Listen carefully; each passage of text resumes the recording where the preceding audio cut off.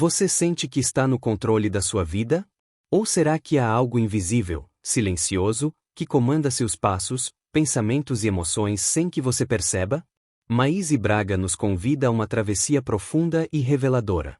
Ela denuncia, com a doçura de quem ama e a firmeza de quem sabe, que forças psíquicas e espirituais podem dominar a nossa existência sem que percebamos. Traumas antigos, vozes internas distorcidas, desejos mal resolvidos. São os verdadeiros imperadores escondidos por trás das nossas decisões. Você acha que está escolhendo. Mas, muitas vezes está apenas repetindo padrões que te aprisionam há séculos. Neste vídeo, vamos descobrir juntos o que realmente te comanda por dentro. E mais, como recuperar o trono da sua própria alma. Mas te aviso, essa mensagem não é leve. Ela toca feridas, acorda a consciência e te obriga a olhar no espelho da alma com coragem. Então fique até o fim. E se algo já está mexendo com você, comenta aqui embaixo. O que te domina hoje e você já tentou romper? Vamos falar um pouco hoje sobre domínios. E me recordo que Roma cai depois de dominar o mundo e de ser avisada infinitas vezes que cairia, que o domínio que ela exercia na humanidade da época cessaria. E o mais interessante é que havia qualidades, valores na família romana extremamente necessários para que uma sociedade em si vivesse em equilíbrio. Respeito aos valores em que acreditavam, orgulho, positivamente falando, da família, do próprio sentido de família, um respeito enorme aos mais velhos, aqueles que eram mais experientes ou voltavam das guerras depois de dilacerados por grandes provações nos campos de batalha, mas eram considerados heróis e tinham uma larga experiência para transmitir aos jovens, porque, obviamente, Roma dominava o mundo pela violência da guerra, da formação impressionante dos seus guerreiros. De uma certa época em diante, pitonisas em toda parte, sacerdotes, videntes, começaram a falar nos templos que viria uma força tremenda contra Roma e que eles seriam dominados, não dominariam mais. Isso provocava risadas, porque não havia nada maior do que Roma, nada maior do que César. Entretanto, dentro das famílias, há muito tempo, começou a se minar aqueles valores que mantinham a sociedade romana. Os idosos já não eram mais respeitados, sofriam deboche. O jovem era incentivado a casamentos de puro interesse, ou a serem ditadores, tiranos em suas profissões, principalmente todas elas que fossem ligadas ao direito do homem, que passou a ser menosprezado. A escravidão assumiu proporções pavorosas e a maldade entre senhores e escravos, contam os espíritos até hoje, é algo que nós não temos ideia do que era.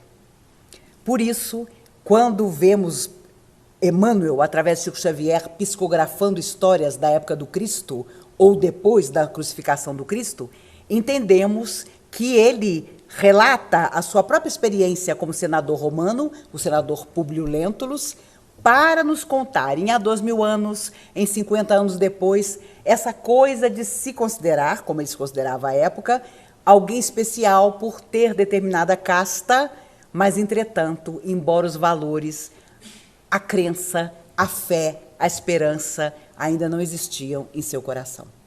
Por isso, em Paulo e Estevão, observamos o pai de Paulo, primeiro orgulhoso daquele filho doutor da lei e depois envergonhadíssimo daquele filho que renunciava a toda a ambição, a todo orgulho, a todo dinheiro para seguir um carpinteiro, que era Jesus.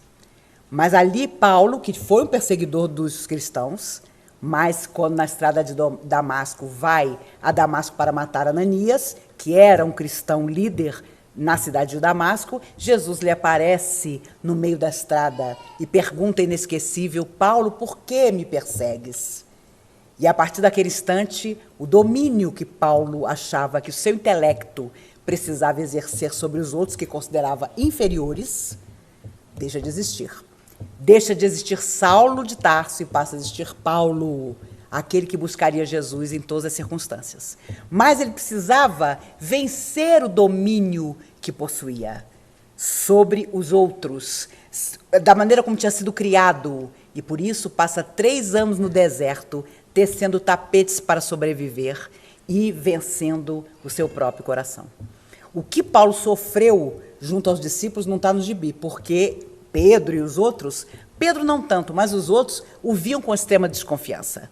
Afinal de contas, ele tinha sido um perseguidor de cristãos, como é que ele agora se dizia cristão e queria fazer parte? E Pedro muitas vezes o convidou a usar a palavra para convencer os próprios companheiros, os outros discípulos, de que Paulo merecia ser recebido entre eles. Mas a trajetória de Paulo de Tarso pode-se quase comparar à trajetória que Roma viveu, de dominar o mundo através da violência, da maldade, da agressividade, esquecendo-se de como havia sido criada em termos positivos, de beleza, de certa forma, amor fraternal, pelos iguais, pelo menos, para então ser dominada pelos bárbaros. E, por isso, quando Judas entra com Jesus em Jerusalém, e fascinado, porque Judas se deixava fascinar pelas coisas da terra, obviamente, por aquelas construções magníficas, está escrito que ele dizia: Senhor, vede que templos, que construções, que palácios. Olha essa pedra, Senhor, que coisa magnífica, que cidade. E Jesus tristemente disse: e, no entanto, não ficará pedra sobre pedra. Porque sabia muito bem que um povo não podia chegar a um nível de maldade, de loucura, tamanho como Roma já vivia, e a sua crucificação seria a parte final daquela loucura para sobreviver. Os bárbaros dominam Roma e, por incrível que pareça, entre os bárbaros já estavam reencarnados espíritos que, durante todo o tempo que viria depois, um tempo conhecido como Idade das Trevas, ainda assim haveria aqui e ali beleza e esperança. Os bárbaros, por exemplo, vocês que estudaram história sabem, eram exímios em criar joias belíssimas. Porque dentro da materialidade em que viviam, eles tinham essa capacidade de transformar o ouro em pulseiras, colares, coroas magníficos. O que se achou, pouca coisa, daquela civilização bárbara é extraordinário. Porque parece até que eram ETs encarnados em meio aos bárbaros, fazendo aquele tipo de artesanato, se podemos chamar assim, muito superior à época. Entretanto, os espíritos gostam de lembrar que em todas as épocas do mundo, principalmente aquelas mais difíceis, Deus e Jesus, o governador da terra, jamais impediu, ao contrário, incentivou que almas preparadas viessem, muitas delas para sofrer, para serem sacrificadas, para serem imoladas, mas deixando sempre a mensagem de que estávamos sob a tutela de uma força maior, e o maior de todos os domínios era dessa força que nos criou para um dia sermos perfeitos.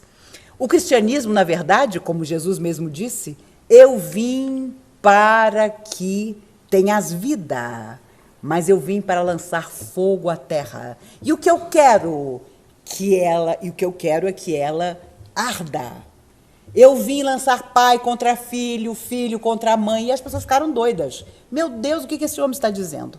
Na verdade, ele preceituava a luta que passaria a haver entre as famílias quando filhos se tornassem cristãos, como foi o caso de Paulo, e os pais não admitissem isso.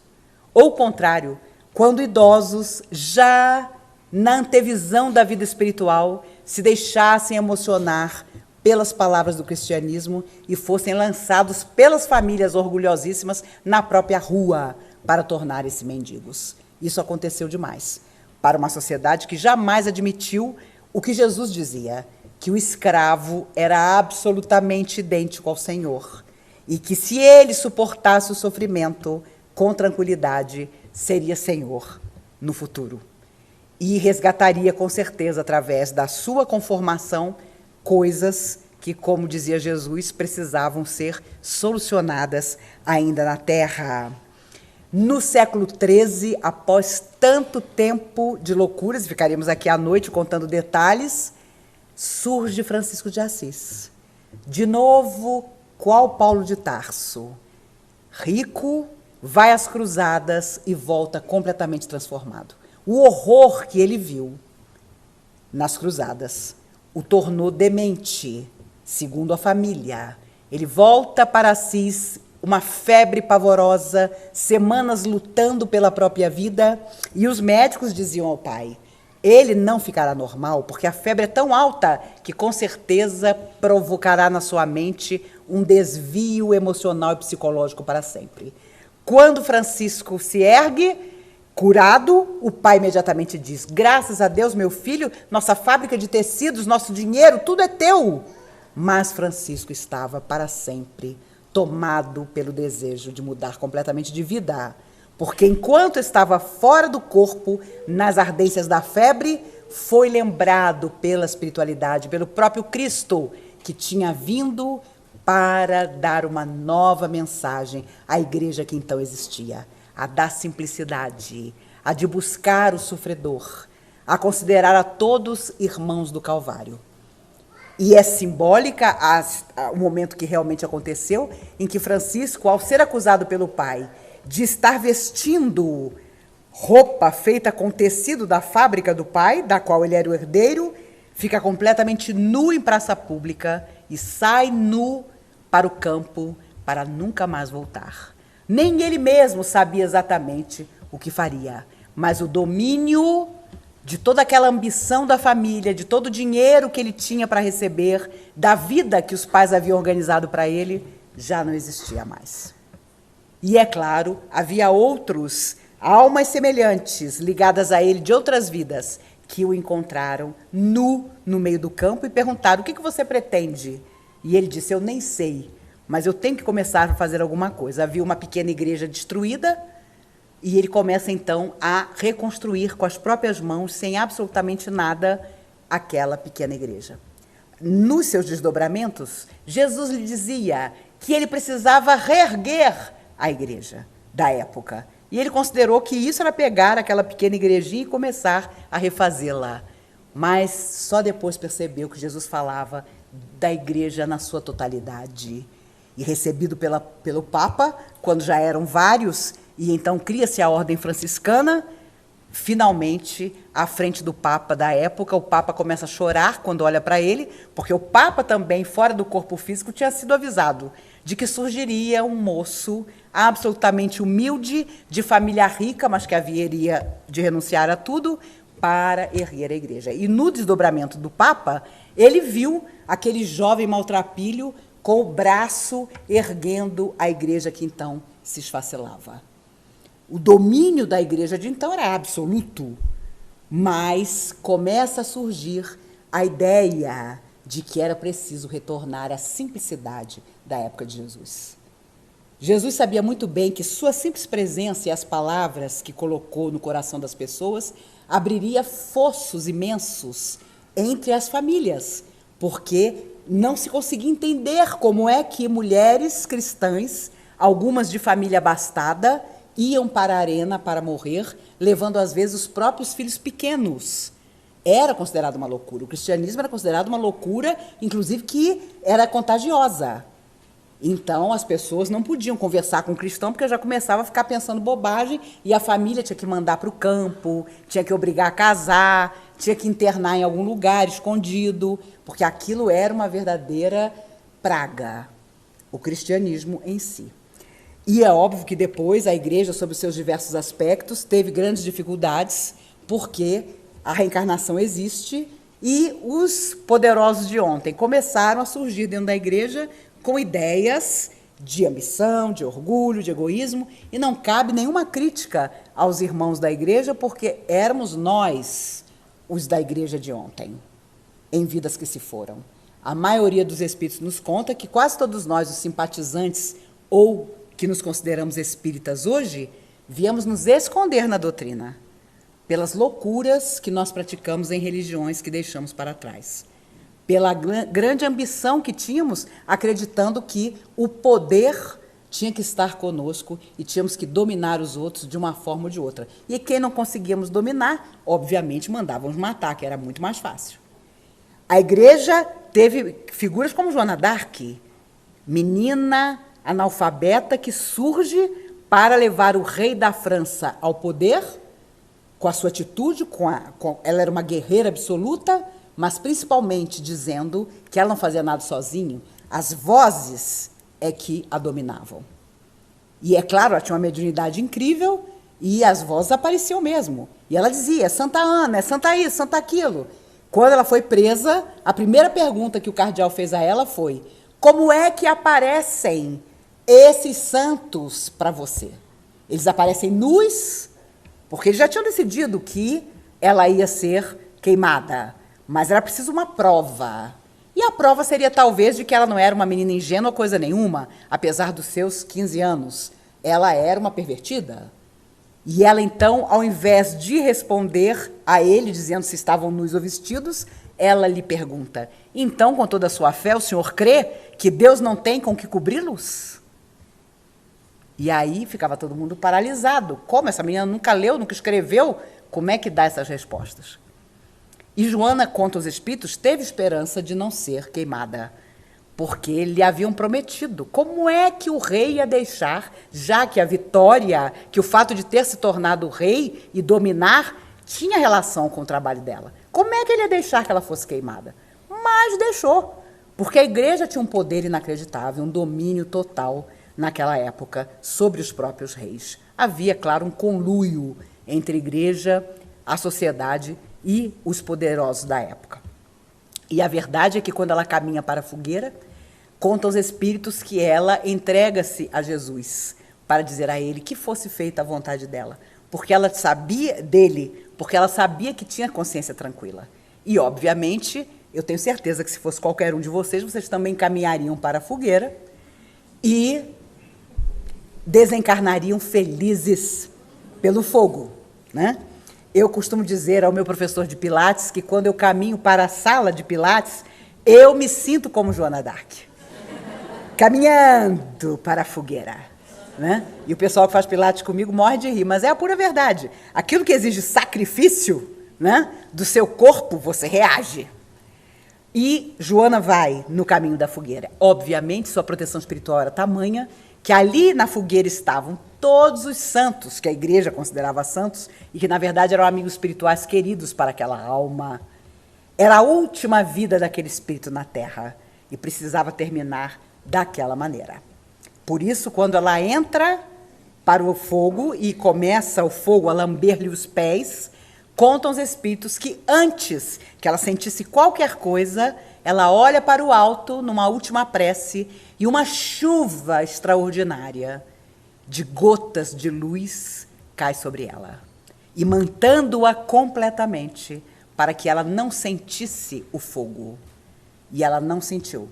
Retirada dali, embora o corpo aparecesse aos seus algozes completamente queimado, ela nada sentiu, porque o domínio das forças de luz que atuavam sobre ela era tamanho que, usando o seu próprio ectoplasma, eles transformaram numa cascata de luz o fogo que então começava a lamber-lhe os pés.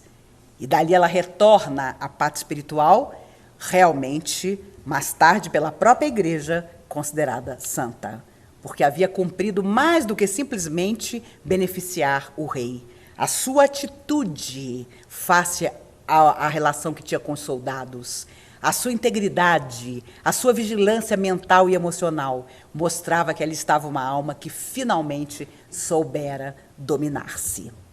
E nem preciso dizer a vocês, porque vocês devem estudar doutrina espírita e saber que esta foi a última existência na Terra daquele espírito que na época do Cristo foi conhecido como Judas Iscariotes. Na última existência no planeta, ele retorna na figura da jovem Joana d'Arc para resgatar, mais uma vez, o seu grande engano em acreditar que Jesus tinha vindo para as situações da Terra e não para nos falar de uma beleza que jamais deixará de estar conosco, porque é a beleza da eternidade. Surge a idade das luzes, a ciência, a arte aponta novos rumos e começam a surgir espíritos especiais ao longo dos séculos XVIII e XIX para trazer beleza na pintura, na poesia, numa nova atitude do homem e principalmente na ciência. Como aconteceu com Thomas Edison, com Graham Bell. Vocês se lembram, Graham Bell apaixona-se por uma jovem surda. E o sonho dele era construir um aparelho que ela pudesse ouvir. E daí surgiu o telefone. E para surpresa dele, num certo dia, ele coloca a campainha bem alta e ela tem o gesto de atender. E ele percebe que conseguira o seu intento, que o amor por ela havia provocado. Anos depois, já idoso, ele construiu ainda muitas coisas, inventou muitas coisas, os repórteres foram ao seu escritório e viram que não tinha telefone. E disseram, mas o senhor não tem telefone? Ele disse, claro que não, eu não quero ser incomodado.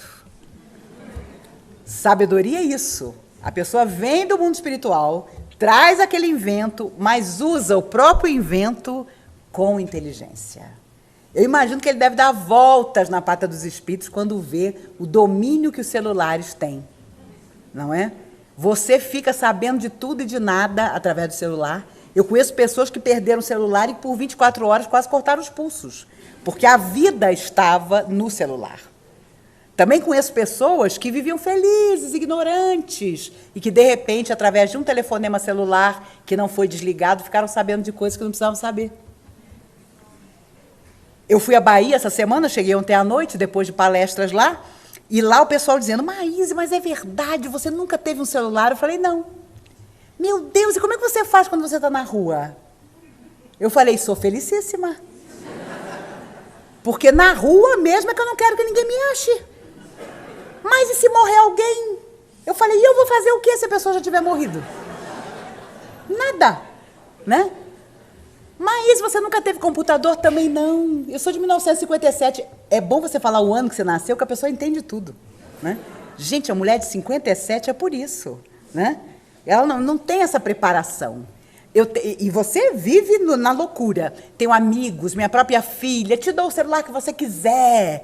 Amigos até, meu Deus, que absurdo no teu celular. Vou te dar um celular moderníssimo. Muito obrigada. Quando a pessoa tiver que me achar, ela me acha. Eu tenho certeza absoluta. Nos topamos, assim, cara a cara. Mas eu fico imaginando Graham Bell hoje, ao nos ver usando o celular. Ele deve dizer, meu Deus, eu criei um tormento absoluto, né, para a pessoa. E é incrível como isso está afastando as pessoas, embora vocês todos com o celular não percebam. Você vai a uma consulta médica, ninguém conversa com você na sala de espera. Para quê? Se está todo mundo ali, conectado, né? Ontem, no avião, de volta para casa, uma garotinha de 9 meses, aquela menina não tinha nem 10 meses. E, aliás, foi a primeira vez que eu falei, gente, isso tem uma razão de ser. A menina fazendo um escândalo. Eu não tenho netos ainda, mas eu imagino que um dia vá ter e vai me arrepender do que eu vou dizer. Mas devia haver um avião especial só para criança. Daqueles assim que a mãe se despede na porta do avião, vai, meu filho, nós vamos para o mesmo destino, mas você vai aqui, eu vou ali. Peguei um voo da Bahia para cá que tinha todas as crianças de Brasília voltando. No ônibus, indo para o avião, uma menina de uns 9 anos, toda espevitadinha, me lembrou muito minha filha quando era pequena, e ela dizendo para mim, puxando conversa. Aí ela dizendo, pois é, eu sou especial porque eu tô sozinha, a aeromoça que é responsável por mim, que bacana. Mas eu sou muito antenada, a minha mãe me manda viajar sozinha várias vezes por ano. Eu já achei aquilo esquisito, sei lá. Eu falei, gente, que idade você tem, minha filha? 9, com uma sainha curta, toda bem baiana, né? Mas estava voltando para Brasília. Gente, dentro do avião eu entendi por que a mãe despacha ela.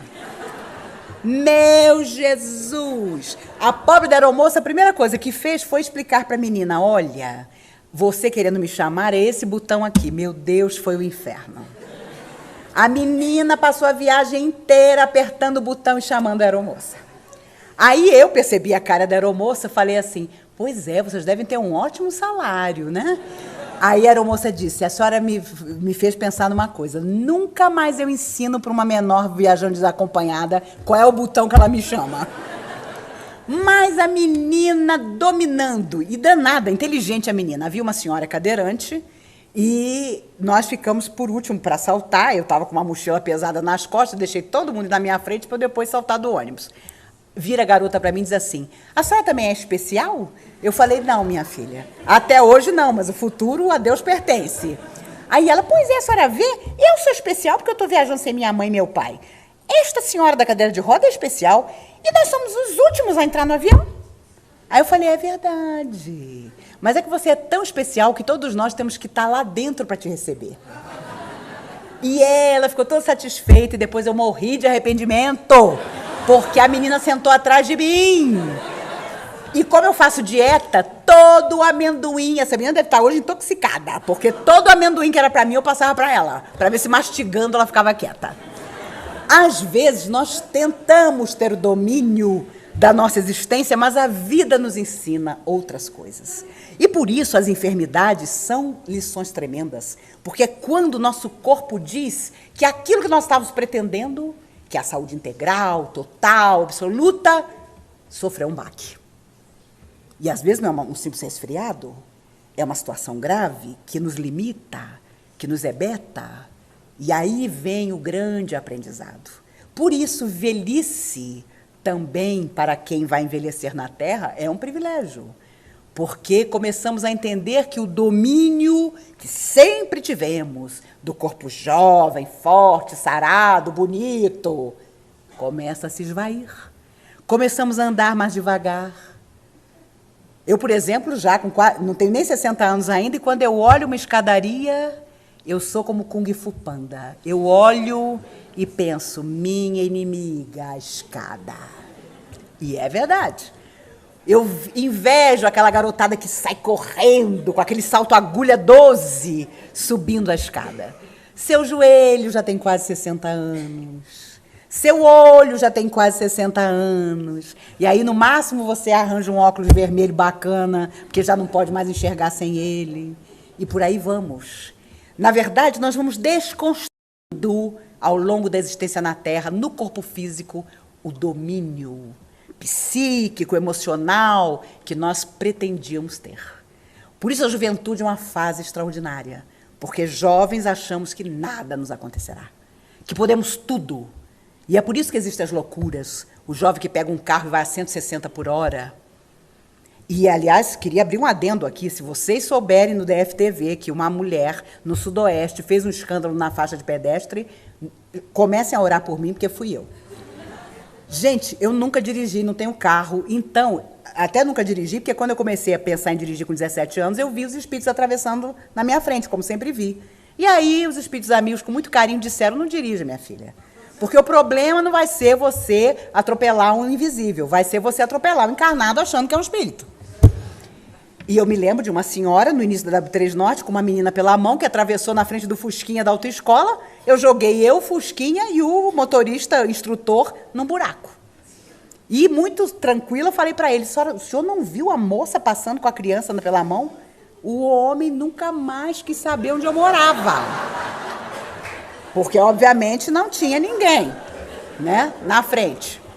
Mas a verdade é que aquilo que... Por exemplo, se você é uma pessoa controladora, tenho certeza que nenhum de vocês é. São todos meiguinhos. Mas, se você é uma pessoa controladora, aquilo que você não domina te arrasa. Aquilo que você não domina te deprime.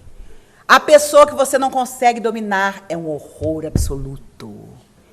Quem você não consegue enganar com seu domínio não serve para sua amizade. Na nossa loucura emocional, muitas vezes isso acontece. Ah, eu não simpatizo com fulano. Às vezes porque fulano tem uma opinião própria e que, coitado, diverge da nossa. O grande defeito de fulano, às vezes, é esse. É divergir de nós. Por isso, nós voltamos à Terra muitas vezes para, principalmente, vencer esses processos dominadores.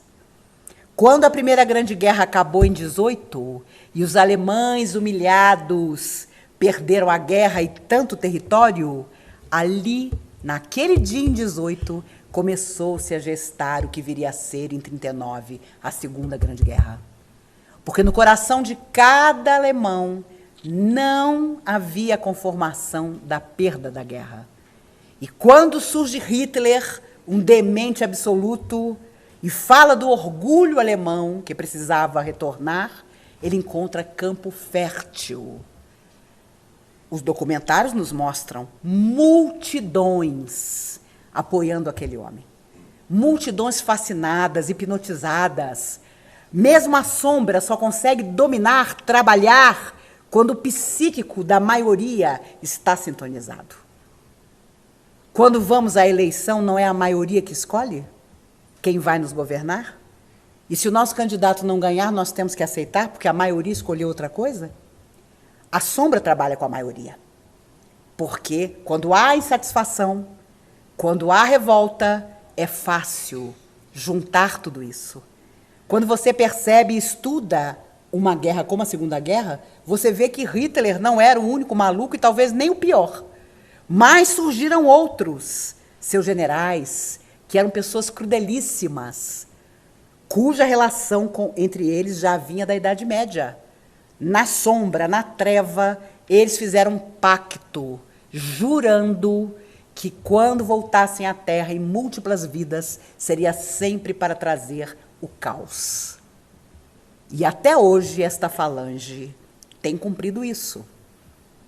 No início da década de 50, os espíritos diziam a Chico Xavier que estavam muito preocupados porque na altura do Oriente Médio, muitos desses espíritos que sempre se comprometeram a vir à Terra para lançar a discórdia, para dominar pela violência, estavam reencarnando ali.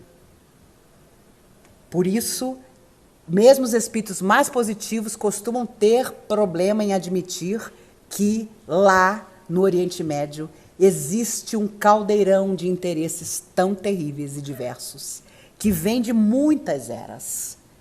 Estão lá reencarnados esses espíritos altamente belicosos. Não que eles não existam em toda parte, mas lá há uma concentração enorme desses que se colocam como destruidores.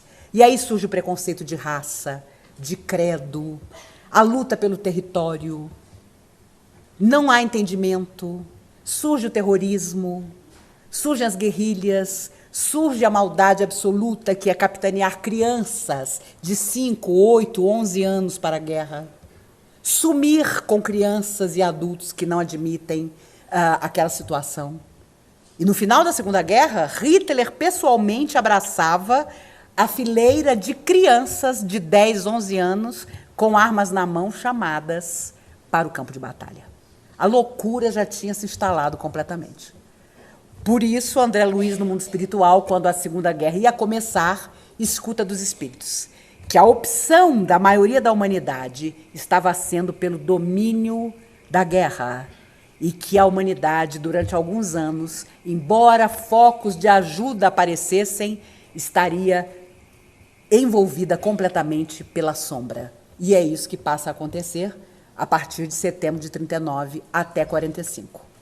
E aqui não cabe dizer que aqueles que ganharam a Segunda Guerra eram os bonzinhos absolutos. Mas houve um momento em que era preciso parar. Era preciso acabar. Surge a bomba atômica. O homem, para dominar, ele encontra situações pavorosas, como, por exemplo, lançar a bomba atômica em Hiroshima e Nagasaki. E o remorso dos americanos foi tamanho que eles doam ao Japão todas as possibilidades para se tornar uma grande potência. E como o tempo traz tudo de volta, o Japão domina os Estados Unidos, principalmente na área tecnológica.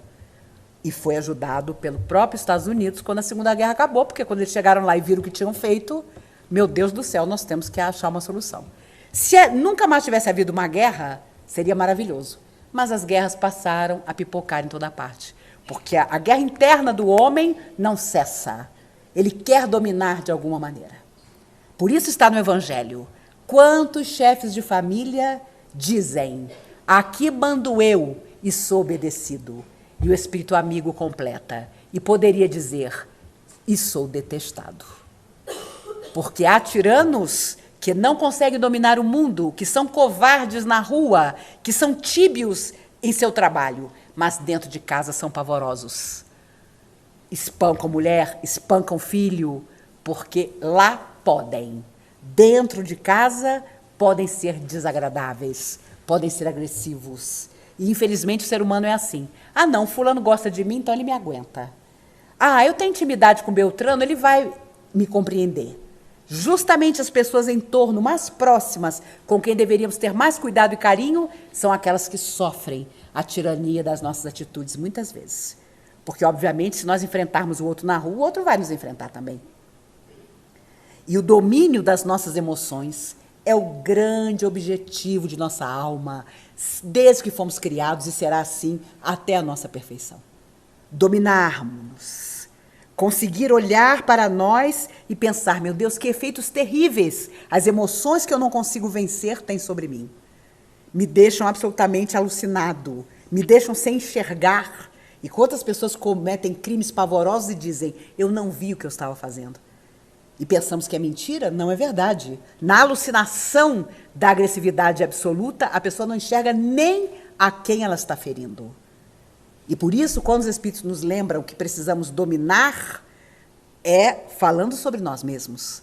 O domínio das nossas atitudes. Hoje os próprios médicos dizem, muitas emoções que não dominamos trabalham contra nós e nos tornam enfermos. E no futuro isso será uma realidade para explicar todas as doenças e também para trazer todas as curas. Mas enquanto isso não acontece, já que já sabemos, vamos modificando o nosso destino. Sabendo que o verdadeiro domínio é sempre das emoções em nós, o domínio de nós mesmos. Perguntaram certa feita a Chico Xavier, Chico, você tem medo de alguma coisa? E para a surpresa das pessoas, o Chico disse, eu tenho medo não, eu tenho pavor. E todo mundo, de quê, Chico? De morrer? Não, da fera que eu ainda trago dentro de mim. Gente, e era Chico Xavier. Eu de vez em quando penso nisso, mas nem gosto de pensar. Porque ele disse claramente, da fera que eu ainda trago dentro de mim. E claro, quando tudo é róseo, quando tudo vai bem, quando nossos sonhos são realidade, nós somos o Pluto, o cachorro do Mickey. Mais do que o Pluto, nós somos aquele que em toda a história em quadrinhos é o personagem mais politicamente correto, o Batatinha amigo do Manda-Chuva. Quem tem idade deve se lembrar. Batatinha, o Manda-Chuva tem aquele temperamento, Batatinha, tudo estava ótimo. Eles sempre encontravam uma maneira de ver as coisas na cor do arco-íris. Então, se você já está nesse diapasão, que bom. Faltam só algumas encarnações na Terra para você. Mas se você, não é? Vou usar o meu exemplo, é como eu, né? Uma naja que se faz de fofa. Você já sabe que certas situações você tem que ir com calma, você tem que ir com carinho, né? Você tem que fazer aquela voz meiga, né? A pessoa te contraria, você já começa com um discurso dizendo, meu caro. Quando você chama a pessoa de meu caro, né? É que nem quando você diz por obséquio. A pessoa fica tão tonta, que será obséquio, né? Que ela te dá um tempo para você... Né? Hoje, como a linguagem das pessoas é meio complicada, né? De tão rápida e esquisita, quando você fala por obséquio, a pessoa tem um segundo para pensar. Né? O que será obséquio? Será um semáforo? Né? E aí você vai se acalmando também. E quando você reinicia o diálogo, né? Deu aqueles 5 minutos de tortura, alguém tirou um parafuso de dentro de você e você começa a falar mansamente. Né? Aquela brisa amorosa, como dizia o Dr. Bezerra, passa pela sua vida. Mas nem sempre podemos ser assim. E há momentos em que nos sentimos dominar de tal maneira, pelo desejo, pela agressividade, pela loucura, porque existem muitos patamares de loucura, que nós ficamos preocupados ao entender o quanto não nos conhecemos ainda. O quanto ainda temos em nós escuridões que precisamos iluminar. Thomas Edison tinha 5 anos quando a mãe sofre uma doença grave, alucinada de dor. E o médico que a atendeu precisou fazer uma cirurgia imediata. Luz de velas, obviamente. Thomas Edison, que inventaria a lâmpada elétrica, só tinha 5 anos. E o médico coloca um monte de velas na mão dele para que ele pudesse enxergar onde é que ele ia abrir a barriga da mãe de Edison. Edison era alucinado pela mãe. E quando ele, tremendo, apavorado do vento fazer com que as velas se apagassem, fica pedindo a Deus para que a mãe fosse salva naquela cirurgia pavorosa, ele, pela primeira vez, aos 5 anos de idade, conta aos espíritos, pensa, que bom se houvesse uma luz bem grande e forte para que o médico pudesse saber o que está fazendo com a minha mãe. Ali estava o espírito de luz, contam os espíritos, que tinha saído do mundo espiritual para nos ensinar a dominar a sombra, trazendo a lâmpada elétrica, sem a qual o mundo não teria sobrevivido. O desejo de que a mãe ficasse curada, e ela morreu pouco depois, permaneceu com ele, para que ninguém mais sofresse para ser operado à luz de uma vela bruxuleante que um filho, chorando e trêmulo, segurava. Graham Bell, apaixonado por uma pessoa surda, que foi o amor da sua vida a vida inteira, inventa o telefone. Por isso, quando não só nos dominamos, mas quando algo nasce em nós, para beneficiar não simplesmente a nossa casa mental e emocional, mas a tudo em volta, então modificamos o mundo. Mas o mundo não vai se modificar se não começar portas adentro do nosso coração, é óbvio. Por isso, ao longo de toda a história da Terra, desse planeta que nos acolheu já tantas vezes, e se Deus quiser ainda vai nos acolher muitas outras, nós poderíamos passar a noite falando sobre quantas vezes o homem se iludiu achando que dominava, para se ver de repente dominado pelas suas emoções terríveis e tê-las que resgatar em situações controversas ao longo de muitas encarnações. Jesus Gonçalves, tomado pela lepra em 10 encarnações seguidas, poeta magnífico, comentava que no mundo espiritual descobriu que havia sido Aníbal, havia sido Alarico, espíritos pavorosos que só conheciam a maldade e a espada na mão. Quando conscientizou-se do que precisava, teve que reencarnar muitas vezes com a lepra sobre o corpo para aprender a dominar a dor que a doença provocava, em época que não havia medicação nenhuma, e principalmente o seu próprio coração. Mas muitas vezes, quando dormia e saía do corpo, ao ver as multidões que o incensavam naquelas vidas terríveis, ainda secretamente sentia saudade do domínio, do orgulho, do poder. Por isso, embora as pessoas às vezes não entendam como é que fulano, tão capaz, tão preparado, tem essa vida simples, e parece até feliz com isso, a alma que ali está sabe. Sonhos que se frustram, realizações que não conseguimos obter, tudo isso vem do passado ominoso que todos nós ainda temos que resgatar. Dominar nosso sentimento, transformá-lo dentro de nós, fazer com que, enfim, saia como uma nuvem de luz pelos olhos, pela boca, pelo ouvido, que vai apenas captar o belo, o bom, o verdadeiro, é que vamos nos educando e nos dominando, enfim. Jesus tinha um domínio absoluto sobre tudo, por isso andou sobre as águas. E os Espíritos contam que quando os discípulos o viram andar sobre as águas, ficaram tão extasiados que um catucava o outro dentro do barco e diziam: meu Deus, que homem é esse que domina a natureza? Em noite de tempestade, Pedro, apavorado, disse a Jesus: meu Deus, Senhor, vamos morrer. Jesus, sem uma palavra, se ergue no barco, levanta o braço, as nuvens escuras, a tempestade, tudo aparece num redemoinho e desaparece no céu. Luz, claridade, volta o dia. O mar se acalma como um espelho.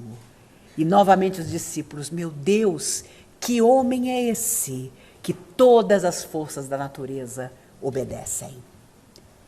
Por isso, Jesus tinha mesmo que partir da terra como partiu.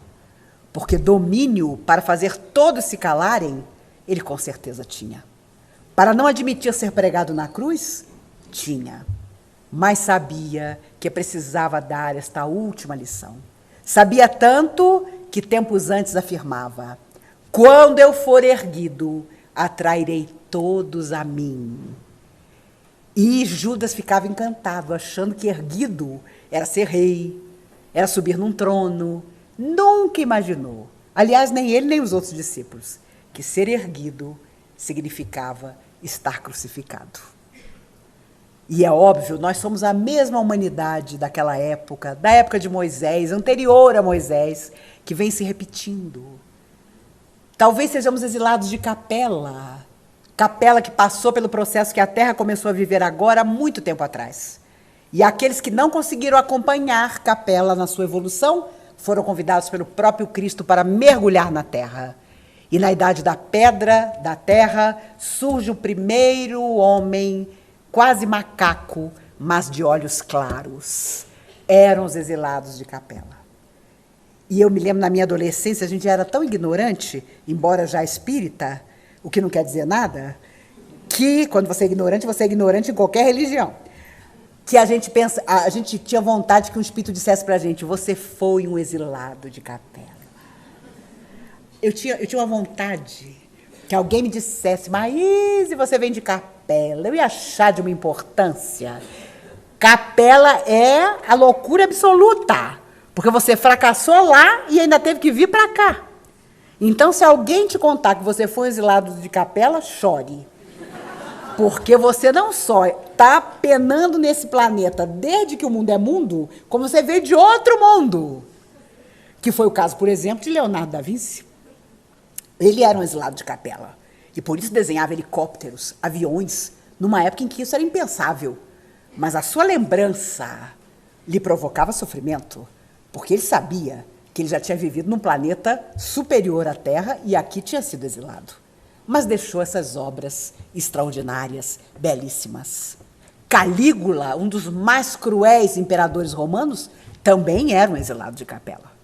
Portanto, vejam que a origem era a mesma, a escolha era diferente. Cada um dominou de uma forma. Por isso, meus amigos, não nos esqueçamos nunca de que o maior de todos os domínios é quando percebemos que a vida é aquilo que nós fazemos dela a cada 24 horas da nossa atual existência. Por isso, John Lennon, de forma linda, disse certa vez: a vida é tudo aquilo que acontece quando você está fazendo outros planos. Por isso, tenhamos a consciência de que podemos sonhar alto e muito, ninguém nos impedirá, mas vamos às realizações cotidianas. Aqui, uma alegria que damos a alguém sem estarmos alegres. Ali, uma esperança em alguém que aparentemente não a tem mais.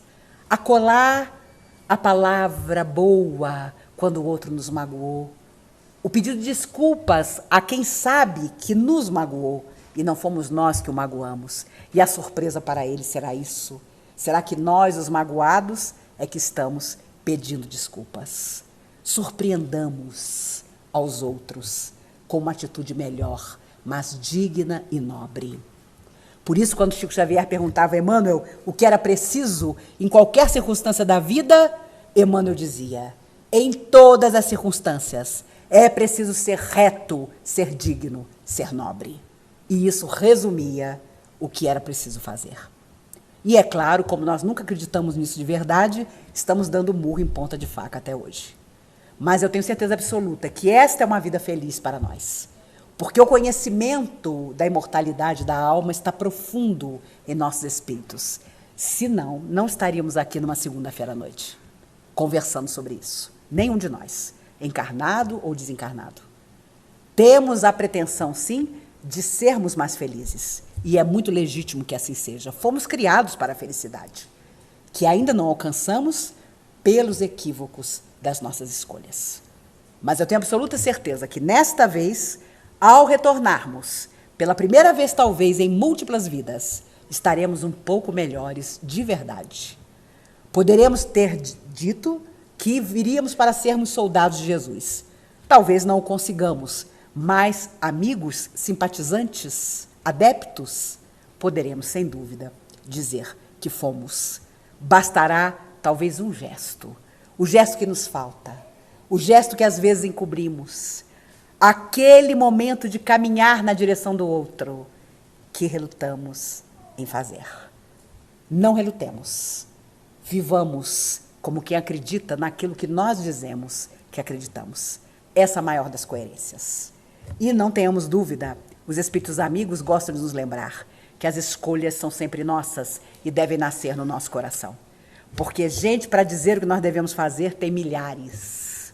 Principalmente quando nós estamos em momentos decisivos da nossa existência. E esse momento decisivo da encruzilhada pode ser aos 20, aos 30, aos 40, aos 60, aos 80. E aí tem sempre a voz que diz, faça isso ou não faça isso. Se não nascer de nós, se a escolha não for nossa, nós seremos profundamente infelizes. Ainda que não seja a escolha mais positiva, vamos vivê-la mesmo assim. Porque não teremos a quem acusar. Precisamos ser educados para obedecer. Porque sem obedecer, ninguém consegue nada. Só sabe mandar aquele que obedeceu por muito tempo. Então, não duvidemos. Nós vamos a essa estrada, temos os pais que escolhemos. Se foram rudes, rigorosos, complicados, fomos nós que pedimos. Não para sermos rudes, rancorosos, complicados, mas para sermos diferentes daquilo menos nobre que nós encontramos na Terra. Mesmo que atendam pelo nome sacrossanto de pai, de mãe, de companheiro, de esposa, de irmão, de filho, mantenhamos, na medida do possível e do equilíbrio, nossas escolhas, para nunca poder acusar ninguém dizendo, eu não fui feliz porque você não deixou, eu não fui lá ver como era porque você me impediu. Vamos lá para ver o que será. E só nós podemos fazer isso. É preferível, às vezes, aos 15, 20 anos, fazer escolhas das quais podemos até nos arrepender depois, embora sejam experiências, do que depois, com 40, 50, família formada, responsabilidades, aí você não tem muito o que fazer, a não ser lamentar o que deixou passar sem poder optar. Frank Sinatra, quando percebeu que estava viciado em heroína, cocaína, e que jogava no uísque que tomava, as drogas, e que a sua voz, e eu não preciso falar de Frank Sinatra porque todos vocês o conhecem, não foi um cantor, foi a voz. Quando ele percebeu que a sua voz não era mais a mesma, avisou a esposa e aos filhos, eu vou ali e já volto. Comprou um carro, saiu, se hospedou no hotel mais horroroso de beira de estrada que encontrou, e durante 60 dias se trancou sozinho para gritar até que a droga saísse do seu organismo para sempre. Ele tinha feito a escolha de viciar-se, fez também a opção de deixar o vício e cantou magnificamente até quase o fim da sua vida. Por isso, nós precisamos entender que aquilo que está fora de nós, mas tem poder sobre nós, se não é bom, é um adversário que nós temos que combater. Se é bom, é um amigo que nós temos que utilizar para sermos cada vez melhores e, consequentemente, mais felizes. Pensemos sobre isso. Enquanto a doutrina espírita for entre nós um encontro em que pensaremos sobre determinadas atitudes nossas, importantes para o nosso processo evolutivo, que sabe-se lá quantos milênios ainda levará, enquanto nos encontrarmos para pensar que podemos influenciar a sociedade de forma ainda mais saudável do que temos feito, estaremos no caminho certo. Não será necessário que alguém nos oriente, psicografe uma mensagem, diga que está conosco, invisível aos nossos olhos, mas presente com seu coração. Nós saberemos. Saberemos que nunca estamos solitários, que permanecem conosco as forças que nós chamamos, sejam as forças da luz ou aquelas que ainda não são da luz. E, claro, cada um dentro da sua responsabilidade. Se permitimos Que as forças do bem ajam sobre os outros, utilizando-nos, felizes de nós. Se fazemos o contrário, infelizes seremos, ainda por longo período, aqui ou no mais além. Trocaremos de lugar, mas estaremos sempre, portas adentro de nossa alma, sobrecarregados de lições necessárias que precisam dominar nosso psíquico positivamente, mas que nós ainda não admitimos que devem nos auxiliar. Por isso, se algo podia desejar nessa noite, até o nosso próximo encontro, é que nos conheçamos muito, para saber muito o que nós queremos, para o mais importante, para saber o que nós não queremos na nossa vida, porque não é bom para nós, ou porque não é a nossa opção, ou porque ainda não é aquilo que nós estamos pretendendo. Vamos passo a passo, nem correndo demais, para aproveitar a paisagem em torno, na sua beleza, nem devagar demais, para que aqueles que nos amam não se antecipem a nós e nos percam de vista. Que Jesus nos abençoe, que nos guarde, que as forças do bem que protegem todo o universo estejam conosco. Agora você sabe. O maior domínio da sua vida não é externo. Não é o governo, a família, o trabalho. É aquilo que você ainda não dominou em si mesmo. A raiva que explode sem aviso. A tristeza que paralisa. O medo que disfarça de razão. Tudo isso são as vozes que ainda comandam você. Maíse Braga nos mostra que recuperar o controle da alma é um ato espiritual. É o começo de uma nova encarnação dentro da mesma vida. Jesus disse: Eu vim lançar fogo à terra. E esse fogo é o da consciência. É o que queima as ilusões, destrói máscaras e ilumina aquilo que precisa ser curado. Por isso, não lute para dominar os outros. Domine a si mesmo. Esse é o único poder que atravessa os séculos. E se hoje você sente que está pronto para isso, comece pequeno. Mas comece. Observe suas reações. Perceba as armadilhas da repetição. E escolha, todos os dias, ser a sua melhor versão espiritual.